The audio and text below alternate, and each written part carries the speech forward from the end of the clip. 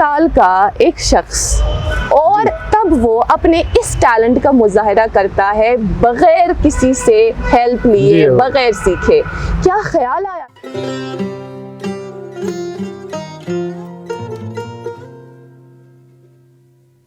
کشمیری میں کہتے ہیں نا، کسی بچے کو سٹ سٹ، بڑے بڑے ادھر، اس میں آدمی کو سٹ سٹ لد ہونا چاہیے۔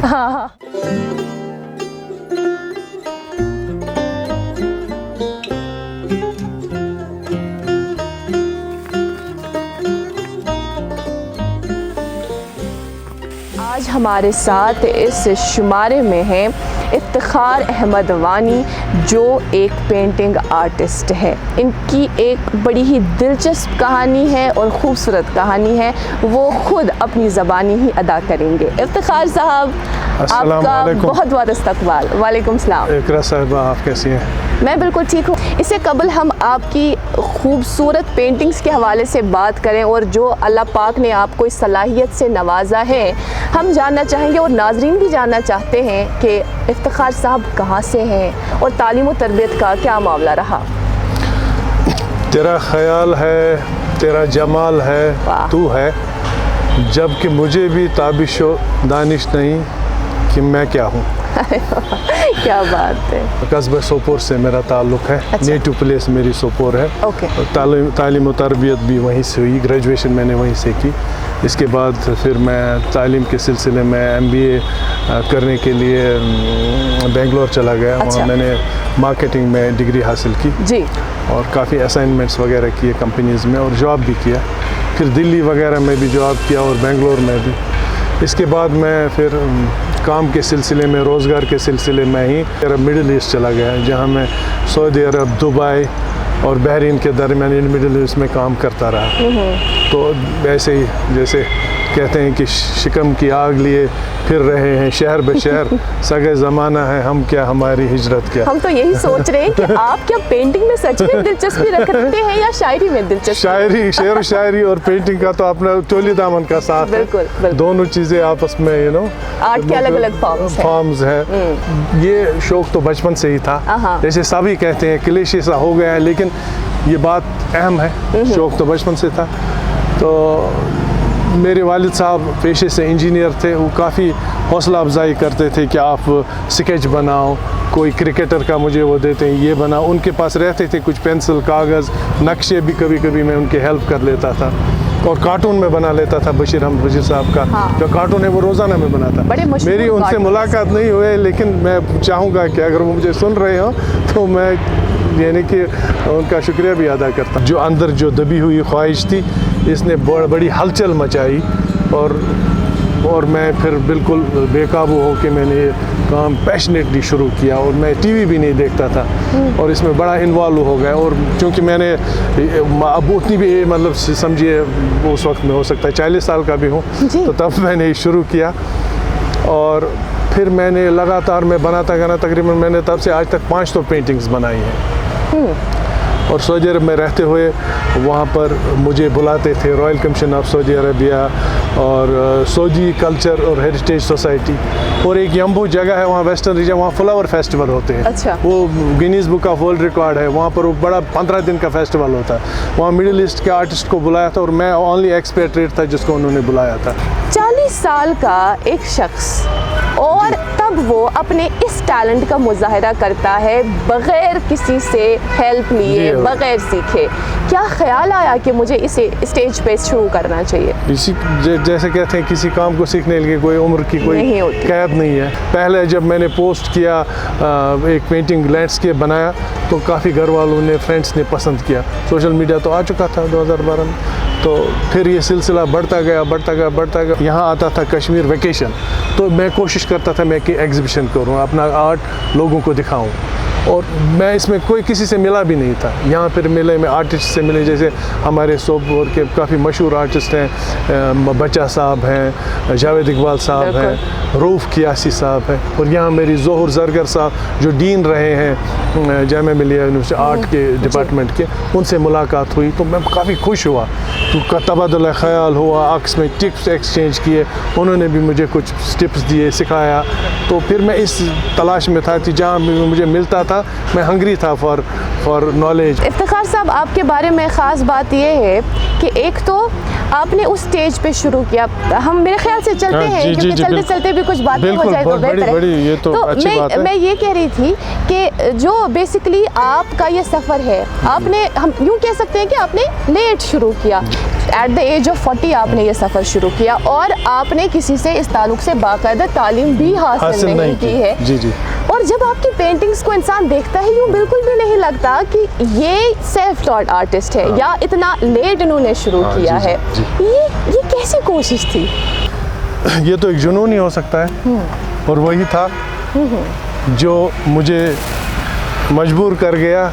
कोई दिक्कत बहुत दिक्कत पेश हुई। ये ट्रायल एंड एरर था, इसमें काफ़ी मशक्क़त थी, क्योंकि ये जो पेंटिंग का आर्ट इसमें तो आपकी कितनी भी इमेजिनेशन हो, कितनी भी आप क्रिएटिव हो, लेकिन ये स्किल भी है, इसमें एक प्रोसेस है, रंगों को कैसे मिलाना है। कश्मीरी में कहते हैं ना, किसी बच्चे को सट बड़े बड़े इधर, इसमें आदमी को सट लद होना चाहिए। हाँ। कब आपने ये सोचा कि मैं शहर ख़ास पे ज़रा काम करूं? काफ़ी अच्छा सवाल आपने पूछा, और ये सवाल मेरे दिल के बहुत करीब है। इसमें थोड़ी सी हिस्ट्री ये है कि मैं अपने वालिद साहब के साथ, वो मुझे ले जाते थे, खानका शरीफ ले जाते थे, दरगाह ले जाते थे, जामा मस्जिद ले जाते थे, लेकिन उन दिनों में मुझे उतनी रग़बत नहीं थी मस्जिद में, ऑनेस्टली मैं ये बताऊँ। लेकिन उनके वफ़ात के गुजर जाने के बाद तो मैंने वही मकामात बनानी शुरू किए। खानका शरीफ पर मैंने एक पेंटिंग बनाई, ओवैसी साहब का जो आस्थान है वो बनाया, जामा मस्जिद बनाई, ये पुरशार मंदिर जो हमारा है वो बनाया। ये जो पुराना आर्किटेक्चर है, इसका जो डिज़ाइन है, ये काफ़ी मुझे रोमानवी लगता है और काफ़ी दिल के करीब है। जो आर्टिस्ट जिसमें कंफर्टेबल हो, जो उसका स्टेट ऑफ माइंड हो, वो चीज़ें वो बना देता है। अब जहाँ तक एब्स्ट्रैक्ट का ताल्लुक है, ये आर्टिस्ट के दिमाग में जो चल रहा होता है, जो उसके तासुरात होते हैं, ख्यालात होते हैं, एहसासात होते हैं, तो उनको वो अपने हिसाब से कैनवस पर उतारने की कोशिश करता है। जो देखने वाले हैं वो अपने हिसाब से उसको इंटरप्रेट कर सकते हैं। मैंने आज तक 3-4 एग्जीबिशन, सोलो एग्जीबिशंस किए हैं। सबसे पहले मुझे इत्तेफाक हुआ सोनमर्ग में सार्क पीस डेलीगेट्स आए थे।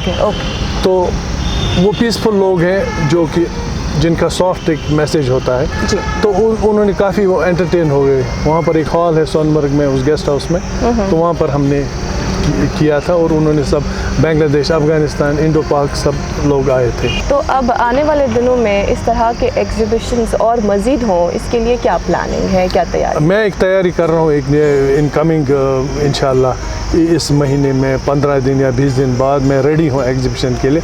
मैं वेन्यू डिसाइड करूँगा कि कहाँ मैं करूँ। कोविड के दौरान भी मैंने जो पेंटिंग से बनाई वो भी मैं दिखाऊँगा, और जो सीरीज़ है ये शहर खास की, वो भी वहाँ पेश करूँगा मैं लोगों के सामने। एक साहब तो उन्होंने कांटेक्ट किया, मुझे ये डल लेक की पेंटिंग थी, मैं ये 3 पेंटिंगें ख़रीदना चाहता हूँ। तो बाद में पता चल वो यहाँ पर ड्यूटी पर रहे हैं, ऑफिसर, आर्मी ऑफिसर, डॉक्टर रहे हैं, लेकिन मिजाजन वो आर्टिस्टिक तबीयत के थे। उन्होंने फिर खरीदी 5 पेंटिंग। अब दूसरी तरफ आप देखिए, जब मैं सऊदीया में था, वहाँ पर एक पेंटिंग गई जो कि शायद इस्लामाबाद या कहीं पर है, वो एक ब्रिगेडियर साहब ने ली वहाँ की एक पेंटिंग। अब देखिए आर्ट उधर भी इधर भी, ये मतलब ये शरत नहीं मानता।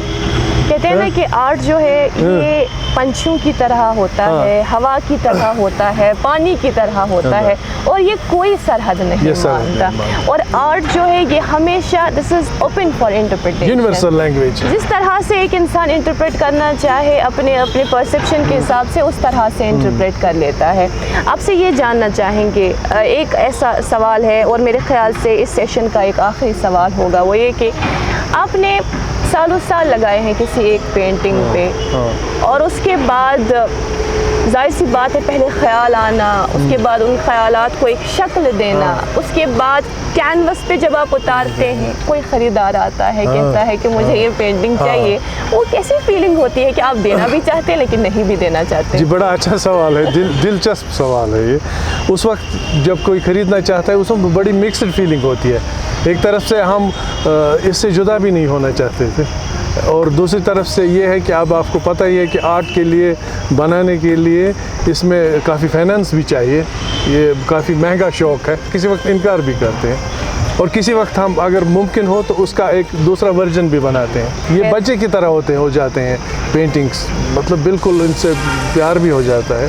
کبھی کبھی یہ برشز جو ہے نا، کافی شیمپو کی بوٹل ختم ہو رہی تھی، یہ کہاں جا رہا ہے تو انہوں نے کہا گھر والوں نے، میں بلاس میں برشز اس سے دھوتا تھا تاکہ ان میں وہ سموتھنس آئے۔ مطلب آپ نے گھر میں شیمپو ختم کیا تھا بالکل برش صاف کرنے کے لیے۔ جی بڑی ہی دلچسپ گفتگو رہی آپ سے افتخار صاحب، بہت بہت شکریہ، اور یقیناً آپ سب کے لیے انسپریشن ہیں اس لحاظ سے کہ کوئی بھی کام ایک انسان اگر پیشن ہو اس میں تو سیکھنے کی اور شروع کرنے کی کوئی عمر نہیں۔ جی بالکل، thank you so much for being with us. بہت شکریہ، شکریہ۔